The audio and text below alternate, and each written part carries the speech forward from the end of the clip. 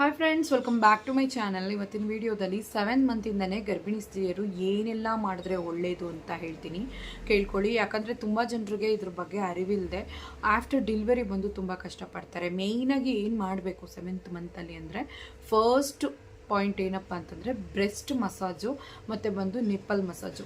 ಇದು ಏನಕ್ಕೆ ಅಂತಂದರೆ, ನಿಮಗೆ ಮಗು ಆದಮೇಲೆ ಹಾಲು ಬಂದು ಮಗು ಚೆನ್ನಾಗಿ ಚೀಪಿ ಕುಡಿಯೋದಕ್ಕೆ ನಿಮಗೆ ನಿಪ್ಪಲ್ ಬಂದು ಸರಿಯಾಗಿರಬೇಕು. ಫಸ್ಟ್ ಡೆಲಿವರಿಯಲ್ಲಿ ಕೆಲವ್ರಿಗೆ ನಿಪ್ಪಲ್ ಅನ್ನೋದೇ ತುಂಬಾ ಫ್ಲ್ಯಾಟ್ ಆಗಿರುತ್ತೆ. ಸೆಕೆಂಡ್ ಪ್ರೆಗ್ನೆನ್ಸಿಯಲ್ಲೂ ಕೂಡ ಕೆಲವ್ರಿಗೆ ಫ್ಲ್ಯಾಟ್ ಆಗಿರುತ್ತೆ. ಸೊ ಏನು ಮಾಡಬೇಕು ಅಂತಂದರೆ, ದಿನ ಸ್ನಾನ ಮಾಡುವಾಗ ಒಂಚೂರು ಕೊಬ್ಬರಿ ಎಣ್ಣೆ ಇಲ್ಲ ಆಲೋವೆರಾ ಜೆಲ್ಲು ಇದನ್ನು ತಗೊಂಡು ನಿಪ್ಪಲನ್ನು ಬಂದು ಮುಂದಕ್ಕೆ ಎಳ್ಕೋಬೇಕು. ಸೊ ಈ ರೀತಿ ಎಳ್ಕೊಳ್ಳೋವಾಗ ಲೈಟಾಗಿ ಮಸಾಜ್ ಕೊಡೋವಾಗ ಏನಾಗುತ್ತೆ ಅಂದರೆ, ಅದು ಸ್ಟಿಮ್ಯುಲೇಟ್ ಆಗಿ ನಿಪ್ಪಲ್ ಚೆನ್ನಾಗಿ ಫಿಕ್ಸ್ ಆಗುತ್ತೆ. ನಿಮಗೆ ಮಗುಗೆ ಹಾಲು ಕೊಡೋದಕ್ಕೆ ಅದು ಆಫ್ಟರ್ ಡೆಲಿವರಿ ತುಂಬ ಯೂಸ್ ಆಗುತ್ತೆ. ಇದರಿಂದ ತುಂಬ ಜನ ಹೆಣ್ಮಕ್ಳು ಮಗು ಹಾಲು ಕುಡಿತಲ್ಲ, ಚೀಪೋದನ್ನೇ ಮರ್ತೋಗಿದೆ. ನಾವು ಹಾಲನ್ನು ಬಂದು ಒಳ್ಳೆಯಲ್ಲಿ ಕರೆದು ಕುಡಿಸ್ತಾ ಇದ್ದೀವಿ, ಗ್ಲಾಸಲ್ಲಿ ಕರೆದು ಕುಡಿಸ್ತಾ ಇದ್ದೀವಿ, ಫೀಡಿಂಗ್ ಬಾಟ್ಲಲ್ಲಿ ಕುಡಿಸ್ತಾ ಇದ್ದೀವಿ. ನನಗೆ ನನ್ನ ಮಗು ಬಂದು ಕನೆಕ್ಟ್ ಆಗ್ತಾ ಇಲ್ಲ, ನನ್ನ ಜೊತೆ ಬಾಂಡಿಂಗಲ್ಲೇ ಇಲ್ಲ ಅಂತ ತುಂಬ ನೋವು ತಿಂತೀರಾ. ಸೊ ಹಾಗಾಗಿ 7 ಮಂತಿಂದನೇ ನೀವು ಮಾಡಬೇಕಾಗಿರೋಂಥ ವಿಷಯ ಬಂದು ಬ್ರೆಸ್ಟ್ ಮಸಾಜು ಮತ್ತು ಬಂದು ನಿಪ್ಪಲ್ ಮಸಾಜನ್ನು ಮಾಡ್ಕೊಳ್ಳಿ. ನೆಕ್ಸ್ಟು ಇದು ನೀವು 7 ಮಂತಿಂದಲ್ಲ 5th ಮಂತಿಂದ ಮಾಡ್ಕೊಂಬಂದ್ರೇ ಇನ್ನೂ ಒಳ್ಳೆಯದು. ಸೊ ನೀವು 7 ಮಂತಿಂದ ಮಾಡ್ಕೊಂಡು ಬಂದರೆ ಓಕೆ, ಬೆಸ್ಟ್ ಅಂತ ಅನಿಸುತ್ತೆ. ನೆಕ್ಸ್ಟ್ ಬಂದು 7 ಮಂತಲ್ಲಿ ನೀವು ಇನ್ನೂ ತಿಳ್ಕೊಬೇಕಾಗಿರೋ ವಿಷಯ ಏನು ಅಂದರೆ, ನಿಮಗೆ ಮಗುವಿನ ಪೊಸಿಷನ್ ಹೇಗಿದೆ ಮತ್ತು ಸರ್ವಿಕ್ಸ್ ಯಾವ ಲೆವೆಲ್ಗೆ ಯಾವ ಥರ ಇದೆ, ಶಾರ್ಟ್ ಇದೆಯಾ ಲಾಂಗ್ ಇದೆಯಾ, ಸೊ ನನಗೆ ಯಾವುದೇ ರೀತಿ ಗರ್ಭಕೋಶದಕ್ಕೆ ಸಂಬಂಧಪಟ್ಟಂಥ ತೊಂದರೆಗಳಿಲ್ವಾ, ಮಗು ಹೇಗೆ ಯಾವ ಪೊಸಿಷನಲ್ಲಿ ಮಲಗಿದೆ, ತಲೆ ಮೇಲಿದೆಯಾ ತಲೆ ಕೆಳಗಡೆ ಇದೆಯಾ, ಸೊ ನನಗೆ ಸರಿಯಾದ ರೀತಿಯಲ್ಲಿ ಬೇಬಿ ಕಿಕ್ಸ್ ಆಗ್ತಾ ಇದೆಯಾ, ಸ್ಕ್ಯಾನಿಂಗಲ್ಲಿ ಮಗುವಿನ ವೆಯ್ಟ್ ಕರೆಕ್ಟಾಗಿದೆಯಾ, ನನಗೆ ಸರಿಯಾದ ರೀತಿಯಲ್ಲಿ ಮಗುವಿನ ಬೆಳವಣಿಗೆ ಇದೆಯಾ, ಬೇಬಿಯ ಮೂಮೆಂಟ್ಸ್ ಕರೆಕ್ಟಾಗಿದೆಯಾ, ಇದನ್ನೆಲ್ಲ ಒನ್ಸ್ ಬಂದು ಚೆನ್ನಾಗಿ ರೀಚೆಕಪ್ ಮಾಡಿಸ್ಕೊಳ್ಳಿ. ಮತ್ತು ಬಂದು ನೀವು ಡಾಕ್ಟ್ರ್ ಹತ್ರ ಹೋಗಿ ತೋರಿಸ್ಕೊತೀರಲ್ಲ, ಅವಾಗೆಲ್ಲನೂ ಏನು ರೀಚೆಕಪ್ ಮಾಡಿಸ್ಕೋಬೇಕು ಅಂದರೆ, ನಿಮಗೆ ಬೇಬಿ ಕಿಕ್ಸ್ ಕಮ್ಮಿ ಆಗಿದ್ರೆ ಕಿಕ್ಸ್ ಕಮ್ಮಿ ಆಗಿದೆ ಅಂತ ಹೇಳಬೇಕು. ನೆಕ್ಸ್ಟು ನಿಮ್ಗೇನಾದರೂ ವೈಟ್ ಡಿಸ್ಚಾರ್ಜ್ ಆಗಲಿ, ವಜೆನಲ್ ಪೇಯ್ನ್ ಆಗಲಿ, ಥ್ರಸ್ಟಿಂಗ್ ಆಗಲಿ, ಇಲ್ಲ ನೋವು ಊತ UTI ಪ್ರಾಬ್ಲಮ್ಸ್ ಏನೇನೋ ಇದ್ದರೆ ಅದನ್ನು ಡಾಕ್ಟ್ರ್ ಹತ್ರ ಹೇಳಿ ತೋರಿಸ್ಕೋಬೇಕಾಗುತ್ತೆ. ಕೆಲವ್ರಿಗೆ ಹೊಟ್ಟೆ ಬಂದು ಮುಂದೆ ಜಾಸ್ತಿ ಬಂದೇ ಇರಲ್ಲ, ಆದರೆ ಸ್ಕ್ಯಾನಿಂಗಲ್ಲಿ ಬಂದು ಬೇಬಿ ವೆಯ್ಟು ಅಕ್ಯುರೇಟಾಗಿ ಎಷ್ಟಿರಬೇಕೋ ಅಷ್ಟಿರುತ್ತೆ. ಸೊ ಅದಕ್ಕೆಲ್ಲ ಹೆದರಬೇಡಿ. ಕೆಲವ್ರು ಬಂದು ಉದ್ದ ಇರ್ತಾರೆ, ಕೆಲವರು ತುಂಬ ಹೈಟಾಗಿರೋರಿಗೆ ಹೊಟ್ಟೆ ಅಷ್ಟೊಂದಾಗಿ ಕಾಣಿಸಲ್ಲ, ಕೆಲವ್ರು ಬಂದು ಒಂದು ಸ್ವಲ್ಪ ಹೈಟ್ ಕಮ್ಮಿ ಇರ್ತಾರೆ, ಅವ್ರಿಗೆ ಹೊಟ್ಟೆ ಚೆನ್ನಾಗಿ ಕಾಣಿಸುತ್ತೆ, ಕೆಲವ್ರಿಗೆ ಬಂದು ಹೊಟ್ಟೆ ಬ್ರಾಡಾಗಿರುತ್ತೆ. ಸೊ ಅದೆಲ್ಲ ಏನು ಯೋಚನೆ ಮಾಡಿಬಿಡಿ. ಹೊಟ್ಟೆಯ ಸೈಜ್ ಇಟ್ಕೊಂಡು ಮಗುವಿನ ವೆಯ್ಟೆಲ್ಲ ನಿರ್ಧಾರ ಮಾಡೋದಕ್ಕೆ ಆಗೋದೇ ಇಲ್ಲ. ಅದು ಅವರವರು ಸ್ಕ್ಯಾನಿಂಗಲ್ಲಿ ಮಾತ್ರ ಮಗುವಿನ ತೂಕ ಗೊತ್ತಾಗೋದು. ಸೊ ಅದು ಬಂದು ನೀವು ಟೆನ್ಷನ್ ತಗೊಳ್ಬೇಡಿ.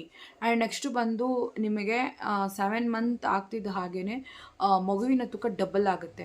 ಈಗ 6 ಮಂತಲ್ಲೋ 5 ಮಂತಲ್ಲೋ ನೀವೊಂದು ಅನಾಮಲಿ ಸ್ಕ್ಯಾನ್ ಮಾಡಿಸಿರ್ತೀರ, ಆ ಟೈಮಲ್ಲಿ ಒಂದು 300 ಗ್ರಾಮು ಆ ಥರ ಇದ್ದಿರುತ್ತೆ ಮಗು. ಹಾಗೇ ನಿಮಗೆ 7 ತಿಂಗಳಲ್ಲಿ ಫುಲ್ ಡಬಲ್ ಆಗಿರುತ್ತೆ, ಅಂದರೆ 750 ಗ್ರಾಮ್ 800 ಗ್ರಾಮ್ ಆ ರೀತಿ ಹತ್ತತ್ರ 1 kgವರೆಗೂ ಮಗುವಿನ ತೂಕ ಬಂದಿರುತ್ತೆ. ಅದನ್ನು ಗಮನಿಸ್ಕೊಳ್ಳಿ.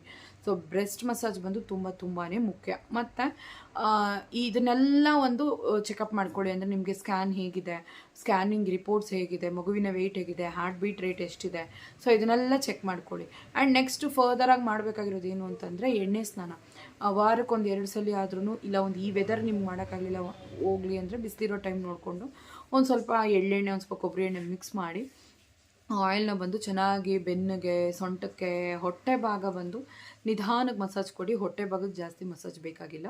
ನಿಮ್ಮ ಮಸಾಜ್ ಬೇಕಾಗಿರೋದು ಬೆನ್ನಿಗೆ, ಸೊಂಟಕ್ಕೆ, ವಜೆನಲ್ ಪ್ಲೇಸ್ಗೆ ಮತ್ತು ನಿಮ್ಮ ತೊಡೆ ಭಾಗಕ್ಕೆ, ಕಾಲುಗಳಿಗೆ ಚೆನ್ನಾಗಿ ಒಳ್ಳೆ ಮಸಾಜ್ ಕೊಟ್ಟು ಒಂದು 10 ರಿಂದ 15 ನಿಮಿಷ ಹಾಗೆ ನೀವು ಬಾತ್ರೂಮಲ್ಲಿ ಕೂತಿದ್ದು ಬಿಸಿ ಬಿಸಿ ಸ್ನಾನ ಮಾಡ್ಕೊಳ್ಳಿ. ಹೊಟ್ಟೆ ಮೇಲೆ ಜಾಸ್ತಿ ಬಿಸಿನೀರು ಬೇಡ, ನಾರ್ಮಲ್ ಬಿಸಿನ ಬಂದು ನೀವು ಹೊಟ್ಟೆ ಮೇಲೆ ಹಾಕ್ಕೊಳ್ಳಿ. ಒಂಚೂರು ಎಕ್ಸ್ಟ್ರಾ ಬಿಸಿನ ಬಂದು ಮೈ ಮೇಲೆ ಹಾಕ್ಕೊಳ್ಳಿ. ಸೊ ಇದ್ರದ್ದು ರೀಸನ್ ಏನು ಅಂದರೆ, ಬ್ಲಡ್ ಸರ್ಕ್ಯುಲೇಷನ್ ಚೆನ್ನಾಗಿರುತ್ತೆ, ಬಾಡಿ ಪೇಯ್ನ್ ಕಮ್ಮಿ ಆಗುತ್ತೆ, ಫ್ರೀಯಾಗಿ ಫೀಲ್ ಮಾಡ್ತೀರಾ, ಲೈಟ್ ವೈಟಾಗಿ ಫೀಲ್ ಮಾಡ್ತೀರಾ, ಮತ್ತು ನಿಮಗೆ ವಜೈನಾ ಪೇಯ್ನು, ತೊಡೆ ಪೇಯ್ನು ಇದನ್ನೆಲ್ಲ ಬಂದು ಇದು ಕಡಿಮೆ ಮಾಡುತ್ತೆ. ಎಣ್ಣೆ ಸ್ನಾನ ಬಂದು ನಾರ್ಮಲ್ ಡೆಲಿವರಿ ಆಗೋದಕ್ಕೆ ಹೆಲ್ಪ್ ಮಾಡುತ್ತೆ ಅಂತ ಕೂಡ ಹೇಳ್ತಾರೆ. ಕೇರಳದಲ್ಲಿ ಹೆವಿಯಾಗಿ ಈ ಎಣ್ಣೆ ಸ್ನಾನಕ್ಕೆ ನುಗ್ಗೆ ಸೊಪ್ಪಿಗೆಲ್ಲ ಜಾಸ್ತಿ ಮಹತ್ವ ಕೊಡ್ತಾರೆ, ನುಗ್ಗೆ ಸೊಪ್ಪು ತಿನ್ನಿಸೋದಕ್ಕೆ ಎಲ್ಲನೂ. ಸೊ ಈ ವಿಷಯನ ನೀವು ಮಾಡ್ಕೊಳ್ಳಿ. ಯಾಕಂದರೆ ನನಗೆ ನನ್ನ ಸಬ್ಸ್ಕ್ರೈಬರ್ಸ್ ತುಂಬ ಜನ ಬಂದು ನಾರ್ಮಲ್ ಡೆಲಿವರಿ ಆಯಿತು, ನನಗೆ ನಾನು ಎಣ್ಣೆ ಸ್ನಾನ ಕೂಡ ಒಂದು ಅದರಲ್ಲಿ ನಾನು ಟ್ರೈ ಮಾಡಿದಂತಹ ಒಂದು ಟಿಪ್ಸಲ್ಲಿ ಎಣ್ಣೆ ಸ್ನಾನ ಕೂಡ ಒಂದು ಅಂತ ಹಾಕಿದರು. ಸೊ ಹಾಗಾಗಿ ನಾನು ನಿಮಗೆ ರೆಕಮೆಂಡ್ ಮಾಡ್ತಾಯಿದ್ದೀನಿ.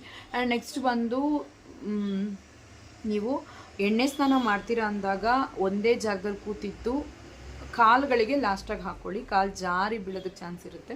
ಫಸ್ಟು ಸೊಂಟಕ್ಕೆ ಹೊಟ್ಟೆ ಭಾಗ, ವಜೈನಲ್ ಪ್ಲೇಸು, ತೊಡೆ ಭಾಗ ಮಾಡ್ಕೊಳ್ಳಿ. ಕೂತ್ಕೊಂಡು ಮಣೆ ಮೇಲೆ ಕೂತ್ಕೊಂಡು ಕಾಲುಗಳಿಗೆ ಮಸಾಜ್ ಕೊಡಿ. ಸೊ ಈ ಥರ ಮಾಡೋದ್ರಿಂದ ನೀವು ಸ್ಲಿಪ್ ಆಗೋದನ್ನು ಅವಾಯ್ಡ್ ಮಾಡ್ತೀರಾ. ಹುಷಾರಾಗಿ ಬಚ್ಚಲ ಮನೆಯಿಂದ ಹೊರಗಡೆ ಬನ್ನಿ. ತುಂಬ ಜನ ಹಳ್ಳಿಯಲ್ಲಿ ಇರ್ತೀರಾ, ಸಿಟಿಯಲ್ಲಿ ಕೆಲವ್ರು ಬಂದು ಟೈಲ್ಸ್ ಎಲ್ಲ ಹಾಕಿರ್ತಾರೆ. ಏನೇ ಆ್ಯಂಟಿಸ್ಕಿಡ್ಸ್ ಟೈಲ್ಸ್ ಹಾಕಿದ್ರು ಕೆಲವ್ರು ಮನೆಗಳಲ್ಲಿ ಜಾರಿಕೆ ಆಗುತ್ತೆ. ಸೊ ಹುಷಾರು, ಆದಷ್ಟು ಬಂದು ನೀವು ಸ್ನಾನ ಅನ್ನೋವಾಗ ತುಂಬ ಹುಷಾರಾಗಿ ಕೇರ್ಫುಲ್ಲಾಗಿ ಮಾಡಬೇಕಾಗುತ್ತೆ. ನೆಕ್ಸ್ಟು ಊಟದಲ್ಲಿ ಬಂದು ನೀವು ನುಗ್ಗೆ ಸೊಪ್ಪನ್ನು ಸೇರಿಸ್ಕೊಳ್ಳಿ, ಆದಷ್ಟು ಮಿಲ್ಕ್ ಪ್ರಾಡಕ್ಟ್ಸ್ನ ಸೇರಿಸ್ಕೊಳ್ಳಿ. ಚೀಸು, ತುಪ್ಪ, ಬೆಣ್ಣೆ, ಅಟ್ಲೀಸ್ಟ್ ಹಾಲು ಬೆಣ್ಣೆ ಚೆನ್ನಾಗಿ ಸೇರಿಸ್ಕೊಳ್ಳಿ. ತುಪ್ಪ ಚೆನ್ನಾಗಿ ಊಟದಲ್ಲಿ ಸೇರಿಸ್ಕೊಳ್ಳಿ. ಮೊಸರು ಚೆನ್ನಾಗಿ ತಿನ್ನಿ, ಇದು ತುಂಬಾ ಇಂಪಾರ್ಟೆಂಟ್ ನಿಮಗೆ. ಆ್ಯಂಡ್ ನೆಕ್ಸ್ಟು ನಾನ್ ವೆಜ್ ಪ್ರೋಟೀನ್ಗೆ ಮಹತ್ವ ಕೊಡಿ. 7th ಮಂತ್ ಅನ್ನೋದು ಒಂದು ಮೈಲ್ ಸ್ಟೋನ್ ಇದ್ದಾಗ ಈ ಟೈಮಲ್ಲಿ ಸೊಂಟ ನೋವು ಜಾಸ್ತಿ ಆಗುತ್ತೆ, ಮಗುವಿನ ತೂಕ ಡಬಲ್ ಆಗುತ್ತೆ. ಇದು ನಾನು ಮತ್ತೆ ಹೇಳ್ತಾ ಇದ್ದೀನಿ, ಮಗುವಿನ ತೂಕ ಡಬಲ್ ಆದಷ್ಟು ನಿಮ್ಮಲ್ಲಿ ನ್ಯೂಟ್ರಿಯೆಂಟ್ಸ್ ಜಾಸ್ತಿ ಮಗುಗೆ ಹೋಗಿ ಸೇರುತ್ತೆ. ನೀವು ತಿನ್ನೋ ಊಟ ಸಾಲದು, ನೀವು ಕುಡಿಯುವಂತಹ ನೀರು ಸಾಕಾಗಲ್ಲ. ಸೊ ಹಂಗಾಗಿ ದಿವಸಕ್ಕೆ 3 ಲೀಟ್ರ್ ನೀರು, ಲಿಕ್ವಿಡ್, ನಾನು ನೀರು ಅಂತ ಮಾತ್ರ ಹೇಳ್ತಾ ಇಲ್ಲ, ಮಜ್ಜಿಗೆ ಸೇರಿ, ಜ್ಯೂಸ್ ಸೇರಿ, ನೀರು ಸೇರಿ 3 ಲೀಟ್ರ್ ಹೇಳ್ತಾ ಇದ್ದೀನಿ. ಬರೀ ನೀರನ್ನೇ 3 ಲೀಟ್ರ್ ಕುಡಿದ್ಬಿಟ್ಟು 1-2 ಲೀಟ್ರ್ ಜ್ಯೂಸ್ ತೊಗೊಂಬಿಟ್ರೆ ಅಷ್ಟೇ, ಆಮೇಲೆ ಇನ್ನೂ ಕೋಲ್ಡ್ ಆಗಿಬಿಡುತ್ತೆ. ಓವರಾಗಿ ಎಕ್ಸೆಸ್ ಆಗಿ ವಾಟ್ರನ್ನ ಕೂಡ ನಾವು ಇಂಟೇಕಾಗಿ ತೊಗೋಬಾರ್ದು. 3 ಲೀಟ್ರು ಇಲ್ಲ 2.5 ಲೀಟ್ರು 3 ಲೀಟ್ರು ನೀರು ಸಾಕು ದಿವಸಕ್ಕೆ. ಮತ್ತು ಬಂದು ಯೂರಿನ್ ಚೆನ್ನಾಗಿ ಹೋಗಬೇಕು, ಆವಾಗ ಮೈಯಲ್ಲಿ ಟಾಕ್ಸಿನ್ಸ್ ಹೊರಗಡೆ ಹೋಗುತ್ತೆ. ಕಾಫಿ, ಟೀ ಅವಾಯ್ಡ್ ಮಾಡಿ, ಆದಷ್ಟು ಊಟನ ಚೆನ್ನಾಗಿ ಊಟ ಮಾಡಿ. ನೀವು ತಿನ್ನುವಂಥ ಊಟ ಮಗುಗೆ ಚೆನ್ನಾಗಿ ಹೋಗಿ ಸೇರಬೇಕು, ಮತ್ತು ನಿಮಗೂ ಸ್ಟ್ರೆಂತ್ ಚೆನ್ನಾಗಿ ಸಿಗಬೇಕು ಡೆಲಿವರಿಗೆ. ಸೊ ದಿವ್ಸಕ್ಕೆ ಒಂದು 4-5 ಡೇಟ್ಸ್ ತಿನ್ನಿ. ಇದು ಸರ್ವಿಕ್ಸನ್ನು ಸಾಫ್ಟನ್ ಮಾಡುತ್ತೆ ಅಂತ ಹೇಳ್ತಾರೆ. ಸೊ ನಾರ್ಮಲ್ ಡೆಲಿವರಿಗೆ ಹೆಲ್ಪ್ಫುಲ್ ಆಗಿರುತ್ತೆ. ಶಾರ್ಟ್ ಸರ್ವಿಕ್ಸ್ ಇದ್ದರೆ ಹೊಲಿಗೆಗಳಾಗ್ತಾರೆ, ಪ್ರೀಮೆಚೂರ್ ಬೇಬಿ ಆಗಬಾರ್ದು ಅಂತ 7th ಮಂತಲ್ಲಿ. ಸೊ ಅದನ್ನು ಒಂದು ಸ್ವಲ್ಪ ಹುಷಾರಾಗಿ ನೋಡ್ಕೊಳ್ಳಿ.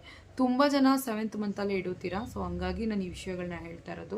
ಸ್ಕ್ಯಾನಿಂಗ್ ಮಾಡಿಸ್ಕೊಳ್ದೆ ರಾಜಿ ಮಾಡ್ಕೊಂಡು ಅದನ್ನು ಅಯ್ಯೋ ಬಿಡು ನಾಳೆ ನೋಡ್ಕೊಳ್ಳೋಣ, ನಾಳೆ ನೋಡ್ಕೊಳ್ಳೋಣ ಅಂತ 8th ಮಂತ್ಗೆ ಮಾಡಿಸ್ಕೊಳ್ಳೋದು. ನೆಕ್ಸ್ಟ್ ಬಂದು ನೋವುಗಳಿದ್ರೆ ಹೋಗದೇ ಇರೋದು, ವೈಟ್ ಡಿಸ್ಚಾರ್ಜ್ ಆದರೆ ಹೋಗದೇ ಇರೋದು, ಲೈಟಾಗಿ ಬ್ಲಡ್ ಕಾಣಿಸ್ಕೊಂಡ್ರೂ ಹೋಗದೇ ಇರೋದು, ನೀರು ಥರ ಬಂದರೂ ಹೋಗದೇ ಇರೋದು, ಮತ್ತು ಹೊಟ್ಟೆ ನೋವು, ಆಗಾಗ ತಲೆ ಸುತ್ತು, ಒಂಥರ ಡಿಸಿನೆಸ್ ಆಗ್ತಾಯಿದೆ ಅಂದ್ರೂ ಹೋಗದೇ ಇರೋದು, ಎಲ್ಲನೂ ಮನೇಲಿ ಹಾಗೆ ಏನಿಲ್ಲ, ಇದು ಕಾಮನ್, ಇದು ನಾವು ಪ್ರೆಗ್ನೆಂಟಲ್ಲಿದ್ದೀವಿ ಅದಕ್ಕೆ ಇದು ಕಾಮನ್ ಅಂತ ಅಂದ್ಕೊಂಡಿದ್ರೆ ಖಂಡಿತವಾಗ್ಲೂ ಇದು ತೊಂದರೆಯಲ್ಲಿ ಹೋಗಿ ಮುಗಿಯುತ್ತೆ. ನಿಮಗೆ ವೈಟ್ ಡಿಸ್ಚಾರ್ಜ್ ಆಯಿತು, ಈ ಟೈಮಲ್ಲಿ ರಕ್ತ ಹೋಯಿತು, ನೀರು ಹೋಯಿತು ಅಂದರೆ ಬೇಬಿ ಆಗೋದಕ್ಕೆ ಚಾನ್ಸ್ ಇರುತ್ತೆ. 7th ಮಂತಲ್ಲಿ ತುಂಬ ಜನರಿಗೆ ಪ್ರೀಮೆಚೂರ್ ಬೇಬಿ ಆಗಿದೆ. ಸೊ ಹಾಗಾಗಿ ಈ 28 ವೀಕ್ಸ್, ಈ 30 ವೀಕ್ಸ್ ಇದೆಲ್ಲ ತುಂಬ ಹುಷಾರಾಗಿ ನೋಡ್ಕೋಬೇಕು. ಎಂಟೈರ್ ಪ್ರೆಗ್ನೆನ್ಸಿಯಲ್ಲಿ ಹುಷಾರಾಗಿರಬೇಕು. ಬಟ್ ಈ 7th ಮಂತ್ ಅನ್ನೋದು ಒಂದು ರೀತಿ ಮೈಲ್ ಸ್ಟೋನ್ ಇದ್ದಾಗೆ. ಈ ಟೈಮಲ್ಲಿ ಮಗುಗೆ ಲಂಗ್ಸ್ ಡೆವಲಪ್ಮೆಂಟ್ ಚೆನ್ನಾಗಾಗ್ತಾ ಇರುತ್ತೆ, ಮಗುಗೆ ಆರ್ಗನ್ ಡೆವಲಪ್ಮೆಂಟ್ ಚೆನ್ನಾಗಾಗ್ತಾ ಇರುತ್ತೆ. ಆ್ಯಂಡ್ ನೆಕ್ಸ್ಟು ಬಂದು ಬೇಬಿಗೆ ಎಲ್ಲ ಥರ ಡೆವಲಪ್ಮೆಂಟ್ ಈ ಟೈಮಲ್ಲಿ ಹೆವಿಯಾಗಿರುತ್ತೆ.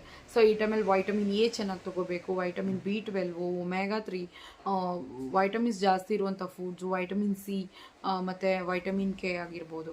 ಆ್ಯಂಡ್ ನೆಕ್ಸ್ಟ್ ಬಂದು ವೈಟಮಿನ್ಸ್ ಅಂತ ಬಂದಾಗ ಎಲ್ಲನೂ ವೈಟಮಿನ್ ಸಿ, ವೈಟಮಿನ್ ಎ ಮತ್ತು ವೈಟಮಿನ್ B12 ಆಗ್ಬೋದು, ಅದರಲ್ಲೇ B6 ಅಂತ ಸುಮಾರು ಬರುತ್ತೆ, ಅದನ್ನೆಲ್ಲ ನೀವು ತೊಗೊಳ್ಬೇಕಾಗುತ್ತೆ. ಆ್ಯಂಡ್ ನೆಕ್ಸ್ಟ್ ಬಂದು ನಿಮಗೆ ಸೊ ಎಲ್ಲ ಥರ ವೈಟಮಿನ್ಸು ಇರೋ ಥರ ಫುಡ್ಗಳನ್ನು ನೀವು ಇಂಟೇಕಾಗಿ ತೊಗೊಳ್ಳೋವಾಗ ನಿಮ್ಮ ಮಗುವಿನ ಬೆಳವಣಿಗೆ ಬಂದು ಚೆನ್ನಾಗಿರುತ್ತೆ. ಸೊ ಇದನ್ನು ಇಷ್ಟನ್ನು ಪ್ಲ್ಯಾನ್ ಮಾಡ್ಕೊಳ್ಳಿ. ಸದ್ಯಕ್ಕೆ 8 ಮಂತ್ ಆಗ್ತಿದ್ದ ಹಾಗೇ ನಿಮಗೇ ಒಂದೊಂದೇ ವಿಷಯಗಳು ತಿಳಿತಾ ಬರುತ್ತೆ. ಅದಕ್ಕೆ ತಕ್ಕ ಹಾಗೆ ನೀವು ಫುಡ್ ಆಗ್ಬೋದು, ಇಲ್ಲ ನೀವು ಹೇಗಿರಬೇಕು ಅನ್ನೋದಾಗ್ಬೋದು, ಅದನ್ನೆಲ್ಲ ನೀವು ನೋಡ್ಕೋಬೋದು. ಆದಷ್ಟು ದಾಂಪತ್ಯ ಅನ್ನೋದನ್ನು ಅಷ್ಟೇ, ನಿಮಗೆ ಪೇಯ್ನ್ ಇದ್ದಾಗ, ನೋವಿದ್ದಾಗ, ಅನ್ಕಂಫರ್ಟಬಲ್ ಫೀಲ್ ಇದ್ದಾಗ ಅವಾಯ್ಡ್ ಮಾಡೋದು ಕೂಡ ಒಳ್ಳೆಯದು. ಸೊ ಈ ವಿಡಿಯೋ ಖಂಡಿತವಾಗ್ಲೂ ನಿಮ್ಗೆ ಯೂಸ್ಫುಲ್ ಆಗುತ್ತೆ ಅಂತ ಅಂದ್ಕೊಳ್ತೀನಿ. ಯಾಕಂದರೆ 8 ಮಂತದ್ದು 9 ಮಂತದ್ದು ಎಲ್ಲನೂ ವಿಡಿಯೋಸ್ ಇನ್ನೂ ಚಾನಲಲ್ಲಿದೆ, ನೀವು ಬೇಕು ಅಂದರೆ ಚೆಕ್ಔಟ್ ಮಾಡ್ಕೊಳ್ಳಿ. ಯಾಕಂದರೆ ಸುಮಾರು ಜನರಿಗೆ ನನ್ನ ವೀಡಿಯೋಸ್ ಬಂದು ತುಂಬಾ ಯೂಸ್ಫುಲ್ ಆಗಿದೆ ಅಂತ ಹೇಳಿ ಅವರೇ ಕಮೆಂಟಲ್ಲೇ ತಿಳಿಸ್ತಾರೆ. ಸೊ ಹಾಗಾಗಿ ವೀಡಿಯೋಸನ್ನು ಕಂಟಿನ್ಯೂ ಆಗಿ ನೋಡಿ, ಆವಾಗೇ ನಿಮಗೆ ಬಂದು ಯಾವ್ದ್ಯಾವ್ದು ಏನೇನು ಅನ್ನೋದನ್ನು ಬಂದು ತಿಳಿದೆ. ಮತ್ತು ಬಂದು ಕೆಲವು ಹೆಣ್ಮಕ್ಳು ಏನು ಮಾಡ್ತಾರೆ, 7 ಮಂತು 8 ಮಂತ್ ಆಗ್ತಿದ್ದ ಹಾಗೇ ಡೆಲಿವರಿಗೆಲ್ಲ ಭಯ ಪಡ್ತಾರೆ. ಯಾವ ಥರ ಮಗು ಆಗುತ್ತೋ, ಹೇಗಾಗುತ್ತೋ, ಮಗು ಹೇಗೆ ಹೆಲ್ದಿಯಾಗಿರುತ್ತೋ ಇಲ್ವೋ, ನಮಗೆ ನಾರ್ಮಲ್ ಆಗುತ್ತೋ ಇಲ್ವೋ, ಸಿ ಸೆಕ್ಷನ್ ಆಗುತ್ತೋ ಏನೋ, ಈ ರೀತಿ ಆಲೋಚನೆಗಳು ಜಾಸ್ತಿ ನೆಗೆಟಿವ್ ಆಗಿ ಯೋಚನೆ ಬರುತ್ತೆ ಈ 7 ಮಂತಲ್ಲಿ.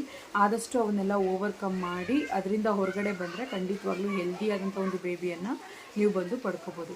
ಓಕೆ ಫ್ರೆಂಡ್ಸ್, ಇವತ್ತಿನ ವೀಡಿಯೋ ಖಂಡಿತವಾಗ್ಲೂ ನಿಮಗೆ ಯೂಸ್ಫುಲ್ ಆಗಿರುತ್ತೆ ಅಂತ ಅಂದ್ಕೊಳ್ತೀನಿ. ಯೂಸ್ಫುಲ್ ಅನಿಸಿದ್ರೆ ಖಂಡಿತವಾಗ್ಲೂ ನನ್ನ ವೀಡಿಯೋವನ್ನು ನೀವು ಬಂದು ಶೇರ್ ಮಾಡಿ. ಆ್ಯಂಡ್ ನೆಕ್ಸ್ಟ್ ಬಂದು ನಿಮ್ಮ ಥರನೇ ಪ್ರೆಗ್ನೆಂಟ್ ಆಗಿರುವಂಥ ನಿಮ್ಮ ಫ್ರೆಂಡ್ಸ್ಗೆ ಬಂದು ಈ ವಿಡಿಯೋವನ್ನು ನೀವು ಬಂದು ಅವ್ರಿಗೆ ಹಂಚ್ಕೊಳ್ಳಿ. ಯಾಕಂದರೆ ತುಂಬ ಜನರಿಗೆ ಕೆಲವು ವಿಷಯಗಳು ಗೊತ್ತೇ ಇರಲ್ಲ. ಈ ವಿಡಿಯೋಸಿಂದ ನನ್ನ ಚಾನಲಿಂದ ಸುಮಾರು ವಿಷಯಗಳನ್ನು ಬಂದು ಗ್ಯಾದರ್ ಮಾಡ್ಕೋಬೋದು. ಓಕೆ ಫ್ರೆಂಡ್ಸ್, ಟೇಕ್ ಕೇರ್, ಬಾಯ್.